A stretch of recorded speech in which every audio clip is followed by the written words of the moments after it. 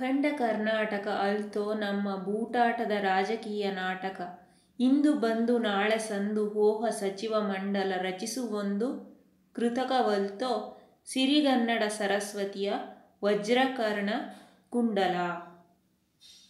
ಅಖಂಡ ಕರ್ನಾಟಕವೆಂದರೆ ನಮ್ಮ ರಾಜಕೀಯ ನಾಯಕರ ಬೂಟಾಟಿಕೆಯ ನಾಟಕವಲ್ಲ ಎಂದಿದ್ದಾರೆ ಇಲ್ಲಿ ಕುವೆಂಪುರವರು.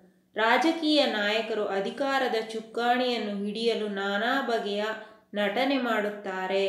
ಇವತ್ತು ಅಧಿಕಾರದಲ್ಲಿರುತ್ತಾರೆ, ನಾಳೆ ಬೇರೊಂದು ಪಕ್ಷ ಅಧಿಕಾರಕ್ಕೆ ಬರುತ್ತದೆ. ಅಧಿಕಾರಕ್ಕೆ ಬಂದವರು ಸಚಿವ ಮಂಡಲವನ್ನು ಕಟ್ಟಿಕೊಂಡು ತಾವೇ ಸಾರ್ವಭೌಮರಂತೆ ಭ್ರಮಿಸುತ್ತಾರೆ. ಆದರೆ ನಿಜವಾದ ಅಖಂಡ ಕರ್ನಾಟಕದ ಕಲ್ಪನೆ ಇವರಿಂದಾಗುವುದಿಲ್ಲ ಎಂದು ಕವಿ ಇಲ್ಲಿ ತಿಳಿಸುತ್ತಾರೆ. ಕರ್ನಾಟಕವು ರಾಜಕೀಯವನ್ನು ಮೀರಿದಂತಹ ಸ್ವತಃ ಸಿರಿಗನ್ನಡ ಸರಸ್ವತಿಯು ಧರಿಸಿರುವಂತಹ ವಜ್ರದ ಕರ್ಣಕುಂಡಲ.